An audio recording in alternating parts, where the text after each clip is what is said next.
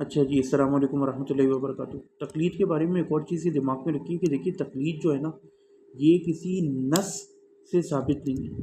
یعنی نہ قرآن سے نہ حدیث سے کہ رسول اللہ نے فرمایا ہو کہ میری امت میں 4 امام آئیں گے جن کی تقلید آپ نے لازمی کرنی ہے، وہ ہا کرا یا اللہ تعالیٰ نے قرآن میں البتہ اشارے ضرور ملتے ہیں، جیسے قرآن میں فصل اہل ذکر ان کنتم لا تعلمون، سورہ توبہ کی آیت نمبر 122، کئی بار ہم اس کو ڈسکس کر چکے ہیں کہ تم میں سے ایک طائفہ کو ہونا چاہیے جو کہ لیے تفقہ فی الدین، اور پھر جا کے اپنے لوگوں کو ڈرائے اور گہرا دین میں وہ کرے۔ اسی طرح رسول اللہ نے فرمایا کہ اللہ تعالیٰ جس کے ساتھ جو ہے وہ بھلائی کا ارادہ کرتا ہے تو اس کو گہری فقہ کی انڈرسٹینڈنگ عطا فرما دیتا ہے۔ صحابہ میں ہم جانتے ہیں کہ کچھ مفتی صحابہ تھے، عطا، اور پھر تابعین میں عطا ابن جریج مکہ میں، اور پھر ایک پورا سلسلہ چلا ابن شہاب زہری امام مالک وغیرہ۔ ٹھیک ہے، ضروری نہیں ہے کہ ہر چیز جو ہے نا آپ کے پاس قرآن حدیث سے ثابت ہو، کبھی کبھار کچھ چیزیں ہوتی ہیں جو بائی ڈیفالٹ انڈرسٹوڈ ہوتی ہیں۔ اب آج کل کے زمانے میں اگر ہم کہیں کہ ایک بچے کے اوپر زبر زیر پیش یا الف با تا سیکھنا واجب ہے قرآن پڑھنے کے لیے، تو یہ بات غلط نہیں ہوگی، انڈرسٹوڈ ہے، ہر کوئی سیکھتا ہے مدرسے میں، اور جا کے، اور آپ کو اگر پراپر کوئی بھی زبان سیکھنی ہے، آپ کو ایک چینل کے تھرو سیکھنی ہوتی ہے تو دین اور فقہ کو بھی سیکھا جائے گا۔ اب ایک بندہ کہے کہ زبر زیر پیش کے لیے مجھے، کیونکہ رسول اللہ اور صحابہ اور تابعین کے زمانے میں تو نہیں تھی کہ مجھے اس کے لیے دلیل لا کے دکھاؤ، تو دلیل نہیں دکھائی جا سکتی۔ کچھ چیزیں ہوتی ہیں اس کے لیے انگریزی میں بڑا اچھا لفظ ہوتا ہے، ابھی میرے پاس ذہن میں اردو کا لفظ نہیں آ رہا ہے اس کا متبادل، اگر ملک عمار آپ نکال لو تو اچھا ہو جائے ترجمہ۔ پری ریکوزٹ، کچھ چیزیں پری ریکوزٹ ہوتی ہیں،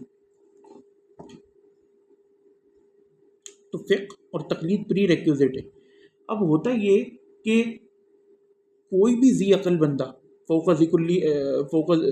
کلی ذی علم علیم، وہ روایت بھی ہے، تو ہر علم والے کے اوپر تو ہر بندہ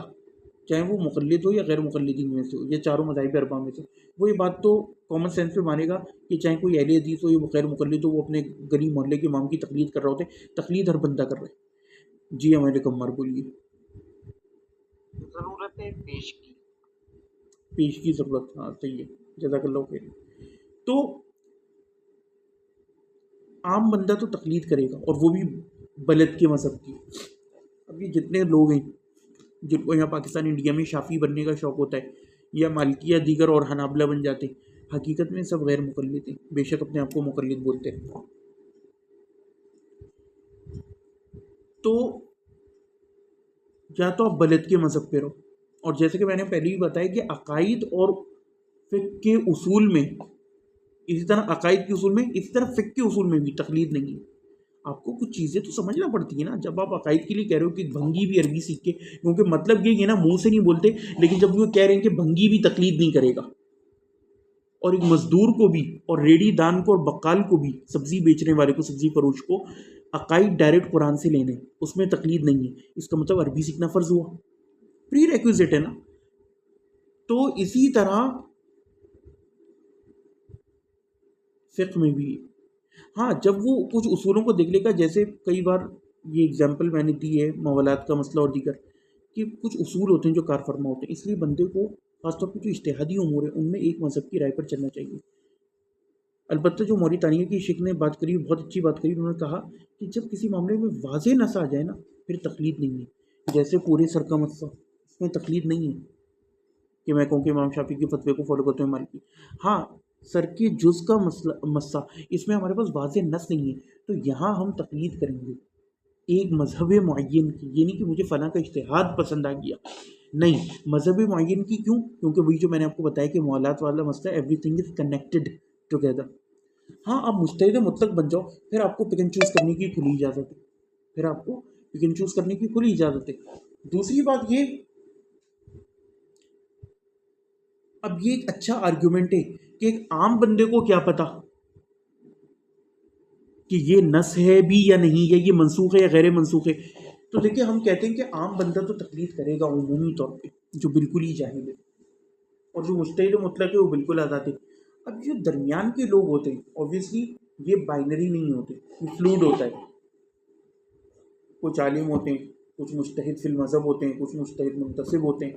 کچھ عمومی فالوورس ہوتے ہیں، ہلکے پھلکے ہم جیسے پڑھے ہوئے لوگ ہوتے ہیں۔ اوبویسلی ان کو آپ اس کیٹیگری میں تو نہیں ڈال سکتے بالکل عام بندے کی، تو ان کا کام یہ کہ یہ جب پڑھیں، ان کے سامنے نصوص آ جائے، اچھی طرح صدقے دل سے مطالعہ کریں، اور جب ایک چیز سامنے آ گئی، کیونکہ انہوں نے کہا کہ آپ ایک ایسے صحابی کے عمل کے بارے میں بار بار پوچھ رہے ہو جبکہ اس کے خلاف تسلیمتین نبی کریم صلی اللہ علیہ وسلم ثابت ہیں، اب حضرت عبداللہ ابن عمر کا عمل 3 طرف تسلیم کہنے کا، اس پہ آپ کیوں زور دے رہے ہو؟ صرف مالکی مذہب کی محبت میں، جبکہ رسول اللہ کا عمل ثابت ہے۔ یہ بات میرے دل کو لگی۔ اور اسی طرح یہاں تو آپ اتنا زور دے رہے ہو، لیکن عبداللہ ابن عمر سے آنکھوں میں پانی ڈالنا وضو میں، اور جو 10 چیزیں ثابت ہیں، تو یہ ساری چیزیں دیکھنا پڑتی ہیں۔ اسی طرح کچھ معاملات جو آپ کی تحقیق کرتے کرتے کرتے آپ کے اوپر واضح ہو گئے کہ نہیں یار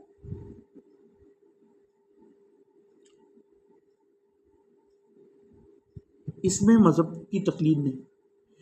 تو وہ پھر آپ کے اوپر، جیسے ہمارے پاس یہ واضح ہو گیا کہ کانوں کا مسح جو ہے نہ قولن نہ فعلاً مرفوعاً نبی کریم صلی اللہ علیہ وسلم ثابت ہے۔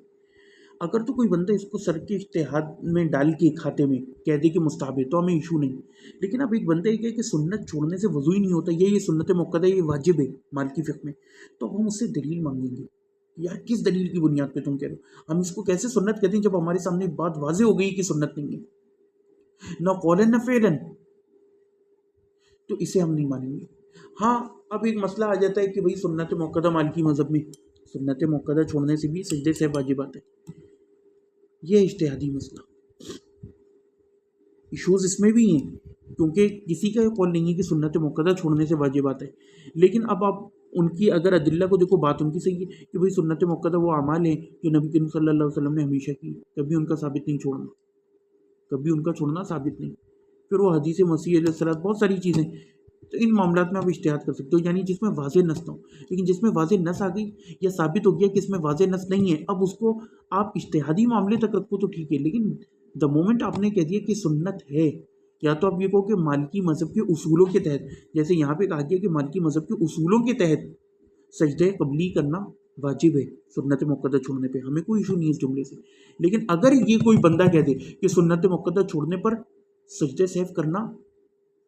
سنت ہے، یہ واجب ہے رسول اللہ کے حکم کی وجہ سے، پھر ہم کہیں گے دلیل لاؤ، ہاتھو برہانکم، یہ بات سمجھو، بہت امپورٹنٹ بات سمجھا رہا ہوں۔ باقر دعوانا الحمدللہ رب العالمین، اللہ تعالیٰ حق کہنے کی اور حق کو سمجھنے کی توفیق عطا فرمائے۔ شاید آج میں نے زندگی میں پہلی بار آن ویڈیو جملہ کا ہے، کیونکہ مسائل بڑے خطرناک ہیں، اور اللہ تعالیٰ واقعی سمجھ عطا فرمائے، لوگ بڑے گمراہ ہوئے ہیں اس چکر میں، اور پھر پتہ نہیں کہاں کہاں نکل جاتے ہیں۔ اللہ تعالیٰ حق کی توفیق عطا فرمائے اور حق کو سمجھنے کی، اور مرنے سے پہلے راہ راست پر لے آئے، کیونکہ قیامت کا عذاب ہم جھیل نہیں سکتے۔ وآخر دعوانا الحمدللہ رب العالمین۔